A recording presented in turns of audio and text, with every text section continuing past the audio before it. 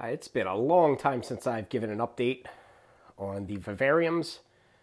So why don't we take a look at how things have progressed over the last, it's not been a full year yet, but certainly at the end of last year, probably last December, I think it was, I put these together and yeah, they've been doing pretty good. I've got some poison dart frogs in here. So the one on the right hand side has a Dendrobates tinctorius azureus. It's a little blue frog. And the one on the left has a Dendrobates leucomelis bumblebee dart frog. It's a little black and yellow frog.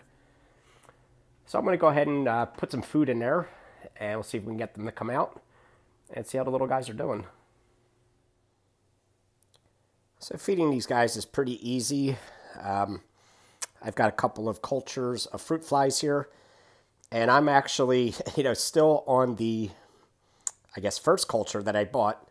So I bought one online, and basically every couple of weeks, I just, split the cultures into a new container, and, they'll last for about a month or so before it starts to get pretty nasty, like this one's starting to get.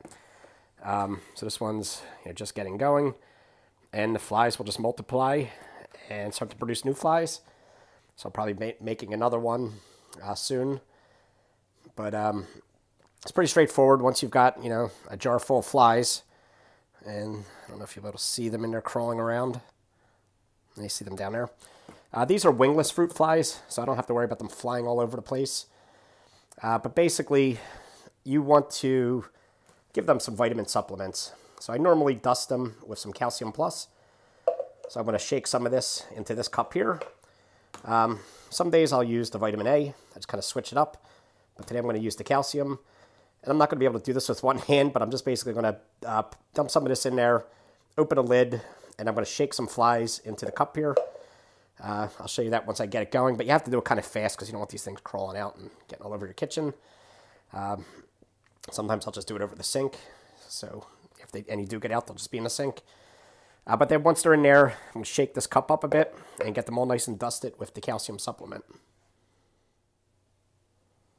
All right, so I have dumped some flies down into there, and you can see them crawling around. I'll zoom in. And I'm just going to shake this up, get them all nice and coat it in the calcium powder. So that's good for the frogs.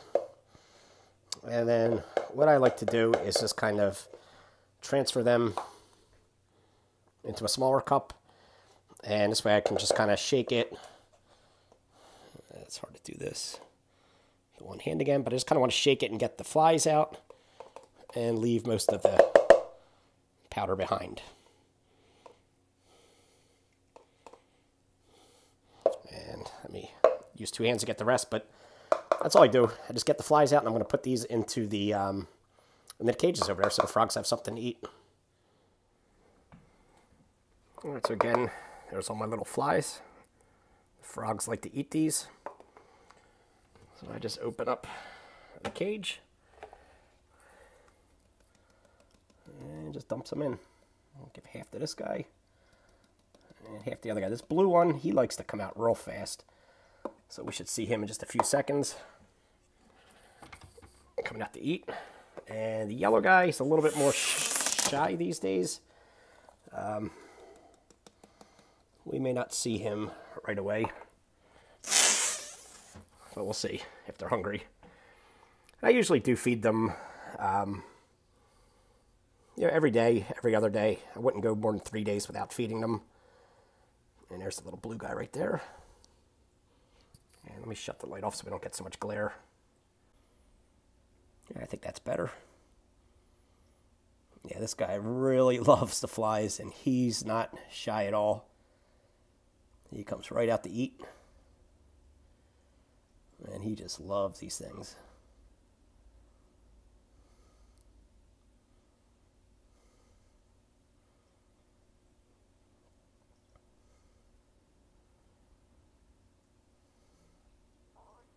These guys are really cool.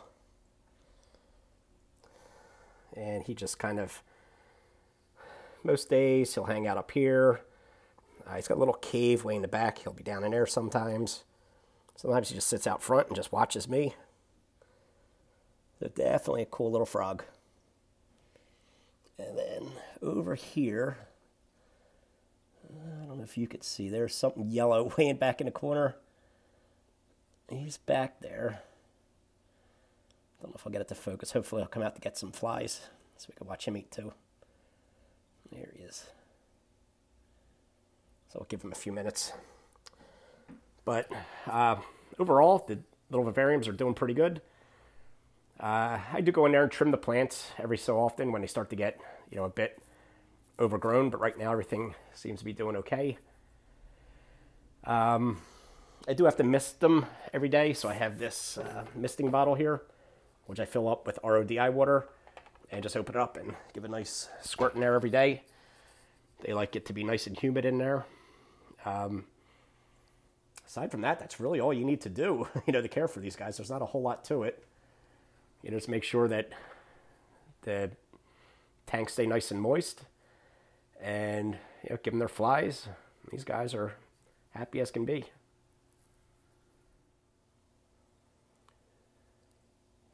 I would like to upgrade their cages at some point. Maybe get a few more of the same types of frogs to put in with them. I don't know if they get lonely or not, but I think it'd be cool to have a little group of these blue guys. But this tank here is only a 10-gallon tank.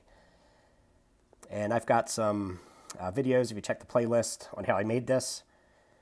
But this is really only suitable probably for one frog. I could probably get two in there, but I don't want to overcrowd them. But definitely fun little guys to watch.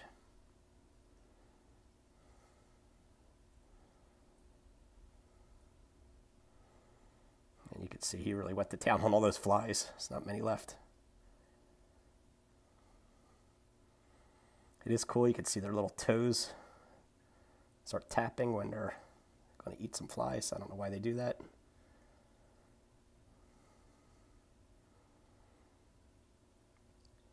But there he is, and I'll come back in a few minutes, see if the bumblebee frog comes out. All right, looks like we got lucky. The bumblebee frog has come out. Get something to eat. Let's check him out for a little bit. He's always been a little bit more shy than the blue one. But he's really cool looking too. There are so many different types of these poison dart frogs. All different colors and patterns and everything. But the thing is, you really can't mix them together, or at least you're not supposed to. I've seen some people do it, and then I've seen other people go crazy when they've seen people do it. I think the problem is people don't want you to breed the different types of frogs together. They like to, keep the bloodlines pure, is what they say. Because you get all these different crossbreeds, who knows what you get. But anyway, so that's why I have them in two separate cages here. And yeah, it's pretty cool.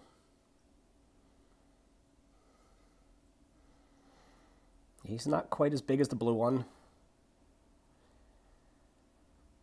but both of these frogs definitely got so much bigger than when I first got them. They were probably only the size of like your pinky now when I first got them last year.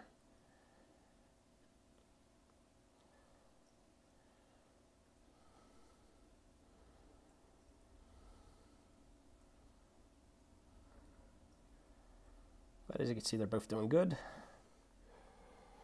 That's that guy. Here's the other guy. Still finishing off the flies. And this guy, he usually hides back in that corner where I showed you, or sometimes he goes up top behind those leaves. And I've even seen him going into this, if you can see it, this cork, this branch that sticks out, this piece of cork bark, and it's hollow, and it goes way back, and sometimes he goes way back in there. It's like his little hiding spot. So I think that's about it on these guys. If you have any questions, let me know. And I'll catch you guys in the next video. Thanks for watching.